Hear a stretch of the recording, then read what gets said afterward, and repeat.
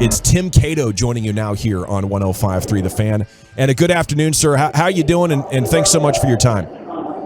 Yeah, absolutely. How are you guys doing? I'm out here in Chicago at the NBA Combine, and unfortunately, I've been talking around. I've been having some conversations with people here. It does not seem like Wembanyama is going to fall to Dallas at 10. Okay. Dang it, Tim. Right off the top. I thought you were going to will that into existence for us, man. That was my first question, so thanks for getting that out of the way. What do you think of the players that are going to be available at 10? And we're trying to decide, would it be best for the Mavericks if they're trying to put together a contender to pick somebody or trade that pick? Yeah, it's an interesting question. 10 is a really interesting landing point. I have also reported that, the expectation that a lot of people around the league and people within the team expect that the Mavericks will probably be trading that pick or at least heavily shopping that pick, because obviously, any trade they make really depends on what's available. But they're definitely going to look into that, and I do think that's the expectation. With the number 10 pick, it's interesting because, there are some players who I think are going to go, kind of in that 4 to 9 range, lengthy, 3-and-D wings with higher, with ceilings even being something beyond that. I think there's a lot of those players in that range, but I think the expectation is that most of them will be gone by the number 10 pick. And a lot of the players that kind of come in that next tier of prospects are either going to be combo guards, which the Mavericks are going into the summer with the expectation of re-signing Kyrie Irving. They have Jaden Hardy on the roster. That's not really a need of theirs. And then, the other players that you can conceivably take with that number 10 pick are, more developmental wings who maybe in a few years will be the type of, player that they need. But they're clearly trying to win now. And so I think looking at the prospects, looking at how the draft is expected to play out, really also plays into this idea that the Mavericks are likely to really look at trading this pick. So what do you think they'd be getting back, Tim? Do you think they want to trade the pick for a great veteran? Do they want to do a pick swap and get rid of a bad contract that's on their book? What will the Mavs be wanting back?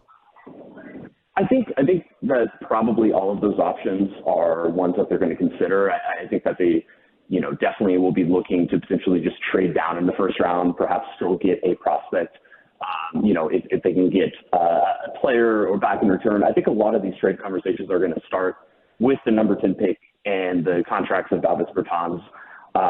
He is, nice player, a fun player. I think a fan favorite in the context of him coming off the bench late and just jacking up shots. But that contract is pretty cumbersome for what this team is trying to do this summer. So I think using the value of the number 10 pick to move on, to add some flexibility. And then in return, I think the Dallas is probably very much interested in trying to get some sort of veteran player who's ready to win now. Ideally, someone who fits right into the starting lineup and is, a defender, a shooter, somebody who adds physicality and size, all things that we very clearly saw that the team lacked last season. You mentioned the expectation is to re-sign Kyrie Irving. What's the latest you've heard regarding Kyrie and maybe some other teams' interest there? I know you'd reported the Lakers didn't seem to be interested in Kyrie. Yeah, that's the last reporting I have on kind of the Lakers' interest. And I think that out of all of the teams that expressed interest in Kyrie at the deadline, the other two being the Clippers and the Suns, I think the Lakers were probably the team that was, the holdout, the one that most people around the league kind of looked at and said, out of these three teams, the four teams that were interested, one of them was the Mavericks. They got him. They want to re-sign him. And those other three, it was just really the Lakers that people were unsure about their intentions. But things are looking more likely that they're not going to pursue him. Things can change. We'll see. If Kyrie, he's also, as we know, Kyrie is fairly unpredictable. All I can say is that I think not just the Mavericks are optimistic, but around the league, if you talk to people, who work for other teams, they also expect that Kyrie is likely going to be re-signed by the Mavericks. But, that's just an expectation. And, when it actually gets to be July 1st and, the Mavericks have to figure out what the actual numbers and years look like, and Kyrie has to be on board with that. And, we have to see if this is something he wants, which is to re-sign in Dallas.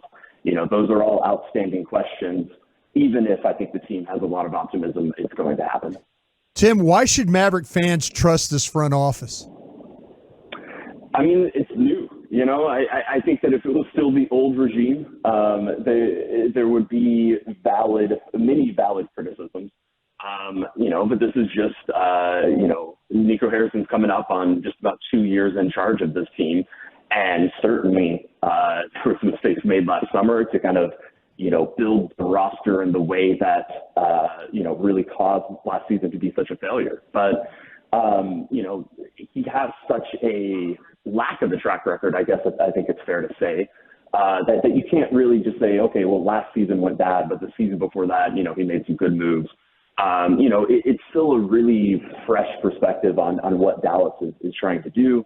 And I think that being able to hold on to this number 10 pick does give them, more value, another asset, a really valuable asset that they can, try to juggle and finagle a way to improve this roster in the ways that it very clearly needs to be improved. And so if you're, for fans out there who feel pessimistic, I'm not sure that argument alone is going to completely change your mind.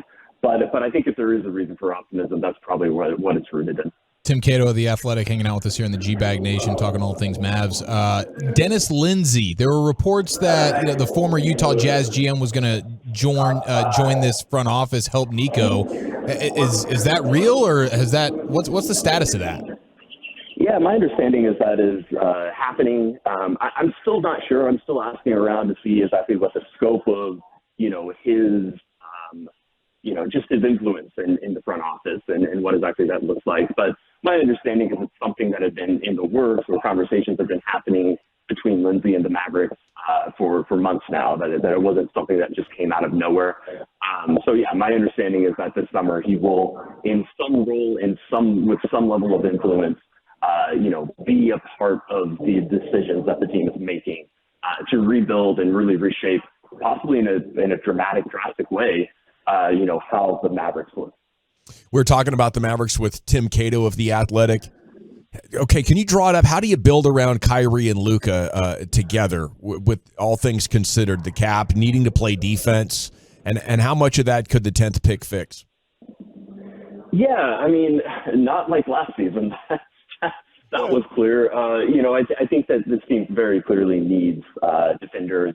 I think they really miss Dorian Finney-Smith, and I think a Dorian Finney-Smith type player, I think for modern defending schemes, having that big wing kind of as an anchor who can switch on to everybody, that's such a fundamental part of how modern defenses play, and especially, how Jason Kidd and associate head coach Sean Sweeney want to play, with a pretty aggressive rotating scheme.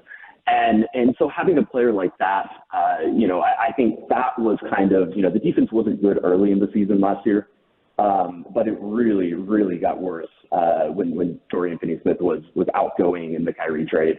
So I think that's a big piece. And then, shot blocking. They tried last summer. They signed JaVale McGee. That was the guy they had targeted. And he did theoretically fit a role that, a need that this team had. He just didn't solve it whatsoever. And so, while that was a mistake, I think it's very clear that, the team is once again prepared or interested in trying again and seeing if they can find somebody, who just has the size to be more of a rim deterrent, to make people second guess whether, when they're headed right at the rim, whether they should actually try to finish or kick it out. Because you saw late last season, there was nobody scared of anybody on the Mavericks. And, they were taking shots that, they might not even attempt against other teams, even, if the shot blocker wasn't present. Like, there's just no fear of the Mavericks seasons last season, and they have to bring that back. You do an excellent job with your articles, X's and O's, and the inside of the game. Is it a liability for this team to be a legit championship contender if you bring back Luka and Kyrie and really their challenges both defensively on that side of the floor? I don't think so. I think that you can make a pretty competent, pretty good NBA defense if you have them both locked in as team defenders and just surround them with more defenders, really quality defenders beyond that. I think that, I hear you, and I think that is definitely something that it's a disadvantage the teams are going to have. Because like you said, even if they're locked in as team defenders, they're still, average, below average defenders at best. They're going to be picked on. But the team was great last season with Jalen Brunson. And, 2 seasons ago, they had that surprisingly good defense, even with a 6'1" guard. And so I think that, you can survive 1-2 players in a roster, in a rotation in any given lineup, if you have the right scheme and the right players around them. Once you start to get more than 2 defenders or like 2 players who are not the best defenders, that's where it starts to get tricky. But I think if the Mavericks play this right, they can at least have, get back an average, a bit above average in terms of defense. And, if you've got Luka and Kyrie, offense is going to be the defense in a lot of ways as well. Man, this is great stuff from Tim Cato in The Athletic. I love the way that you cover this team and this sport, Tim. Just a side note there. But a question, if Kyrie would go, is a sign and trade like with Phoenix the most realistic and best case scenario? Where are you with DeAndre Ayton? Yeah, I don't know if I personally would be in the business of employing DeAndre Ayton. I know the team has had interest in him over the past couple of years, but that's the thing. They have had interest. I don't know if after watching, how he played last season and then especially in the playoffs, whether, I would have to think that interest is a little bit less than what it was before. If that's the one option, if Kyrie, comes out and says, hey, I don't want to come back to Dallas and I do want to go to Phoenix, and, the option is play ball with that and bring back a potentially promising, still fairly young player and try to unlock him, I think that's a better option than losing him for nothing or bringing him back in a manner that he's going to be discontent and not wanting to be here. But I don't know, man. That playoff run was rough, and I don't think you can teach someone. I'm not positive you can teach someone to know how big they are and to use their size in the ways that they should. But it'd be interesting. Maybe it is a change of scenery situation if that's what it comes to. Does Jason Kidd need to add any coaches to this staff to help him out, or do you think he's in a good place here? It sounds like they are. I don't think that's this week or next week they're going to be adding, but there was reporting that Greg St. Jean is not going to be on the staff. He was a front of bench coach, so basically the second most involved head assistant coach on the staff. It does sound like they're going to be aiming to get somebody a bit more veteran. We brought up Dennis Lindsey earlier on. It sounds like both in the front office and on the coaching staff, they are looking to add a bit more, just experience and know-how. And I think that's probably a good thing, especially after how last season went. And if you really assess both the front office and the coaching staff, both of them are fairly inexperienced, do have a lot of youth, young people, which is a funny way to describe coaches and execs, I'm aware. But, I think it's probably a good thing for the team overall. When could things get questionable with Luka's long-term future? I think next summer is what the team is thinking about. That's the fear. That's what they're looking ahead at and saying, this is when it can happen. It's hard to know for sure. I think, we've seen that Luka's fairly stubborn. I would be curious if he really gets tested again next season, whether his stubbornness would come out and be like, if they make the right promises to him that, he would want to come back and say, no, I'm going to do it with these guys. I'm going to do it here. But it's a real fear. And I think he's very understanding of his star power, Luka is. I was really struck by his exit interview and just the way that he kind of carried himself and made it clear that, he knows that stars can ask out, and he knows that it's a player of empowerment era, and he knows that, all of the power that comes with that. And so I don't think there's any way to know when Luka will start to feel that way, because I don't think even Luka knows that. It will depend on what happens. But I think the team is definitely aware and definitely fearful that they got to get this right, because historically speaking, over the past decade, it might be as soon as next summer that he could be really upset if the direction of this franchise, hasn't, really turned upwards. Tim, Cato, live at the NBA Combine in Chicago. Thank you so much for your time, and enjoy what could be a crazy NBA offseason, sir. Absolutely. Thank y'all.